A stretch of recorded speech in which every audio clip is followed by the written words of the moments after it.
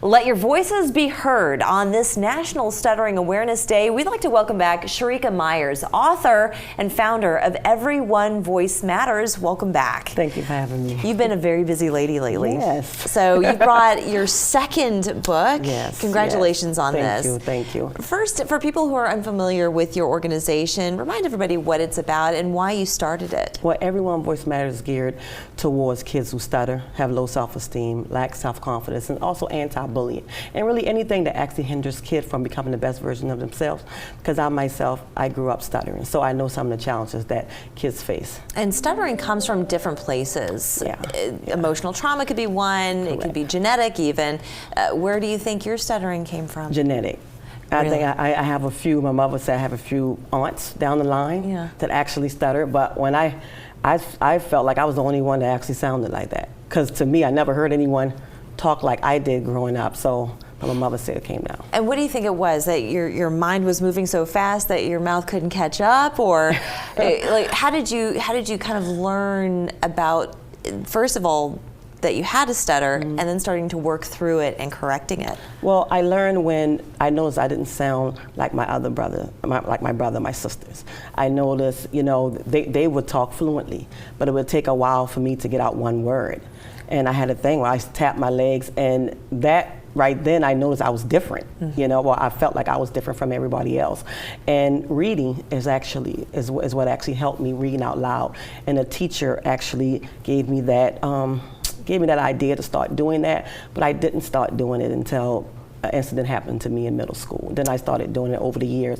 I was able to speak at a normal pace. And so that's something that you've been imparting onto the younger children today, and that is to read out loud. I find that I do that myself even because for some reason it just kind of puts your mind, it focuses you when you're reading the words and then you're hearing the words coming out of your mouth. So when you work with children, how long would you say it takes to see progress in the process? Well, when I work with kids first, I don't just deal with the stuttering issue, I deal with their self-esteem. Because sometimes when kids don't have self-confidence, self-esteem, and then put a stuttering or any issue on top of that, it kind of really frightens them. So first, I help them realize that, just because they sound different or maybe do something different, that doesn't mean that they aren't unique and special in their own way, So I encourage that first. I work with that part first. And then we work on the different issues that child may have, and which is stuttering in my case. Do you also work with parents? Because sometimes parents don't necessarily have the answers either. Correct. So when they have a child who stutters, sometimes parents can get very frustrated. Yeah.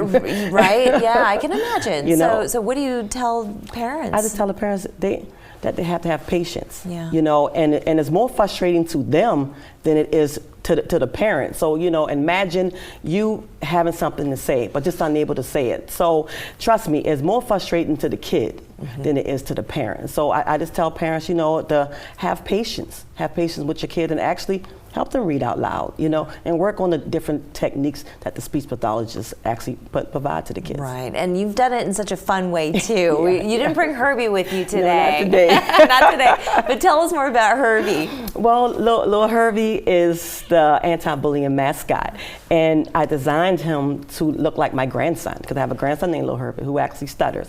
But Little Herbie is the kid that has been inside of me for years and just afraid to come out because different challenges that he dealt with. But now I brought him out, I birthed him, and he is just soaring. Oh, and he's so much fun too. We've had him on the show before, and he's a great time. But there he is on the cover of this book, and so this is Herbie Goes to School. How is this story different from the other one that you released? The first story, it actually dealt with when talk the story, I moved from Baltimore to Charleston, South Carolina. Now this story here talks about once we moved to Charleston, South Carolina, my first day of school, how it went. So this one here, he goes to school, he meet different kids afraid, but then he's able to build self-confidence, and his day went fine. Oh, that's good. And so you've also provided this as a book drive, and it's also in Spanish. Spanish as yes. Well. Yes. You're working on something else. Yes. Very busy. And this, you're taking it into the 21st century. Yes. So tell us more about this project. It's the Little Herbie Learning App.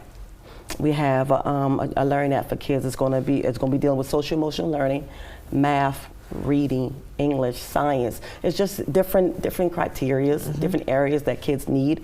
And really, I just believe that they need the app, especially social emotional learning, because that's the tools that they can use inside the classroom and outside the classroom as well. Absolutely. And I can only imagine, I don't want to put words in your mouth, but when we're talking about COVID, the pandemic, I would imagine that that was very difficult for kids who do stutter and didn't have the opportunity to be in the classroom. But now that they are, are you seeing some of those challenges ease a well, little actually, bit? it's still kind of challenging because one minute they're in school and next minute they ain't in school. When as soon as COVID, when the numbers rise, kids are not in school. So I tell them to try to remember some of the techniques that their speech pathologist was showing them in school and use that, and of course use my technique reading out loud. Yeah, and you've got wonderful resources, and also you're looking for some volunteers for anybody who's interested in finding out more information. Where do they go? They can go to our website at everyonevoicematters.org, and I ask them to always follow us on Instagram at Everyone Voice and Facebook, Everyone Voice Matters. Sherrikka, it's so good to see you. Thank you so much. Thank you. We're back after this.